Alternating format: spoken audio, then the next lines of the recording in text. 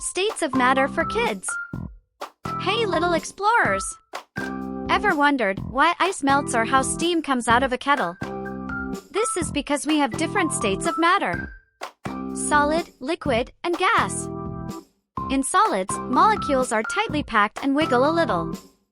Solids keep their shape. For example, ice, wood, steel, and glass. Let's have a look at some more examples of solids around us, like table and chairs, glass jars, knives and saucepans, etc. Can you give an example of one solid object around you? Good job! In liquids, molecules are close but can slide around. Liquids take the shape of their container.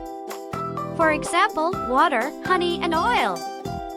More examples of liquids are drinking water, oceans and seas, cooking oils, juices, perfumes, etc. Can you name the most important liquid in the human body? Well done! In our last state of matter, which is called gas, molecules move fast and spread out everywhere. Gases spread to fill all the space they can. Examples of gases are air we breathe, gas at the gas stations, gases from moving vehicles, steam from cooking food, etc. Can you give an example of a gaseous state of matter around you? Well done! I hope now you know the different states of matter. Thanks for watching.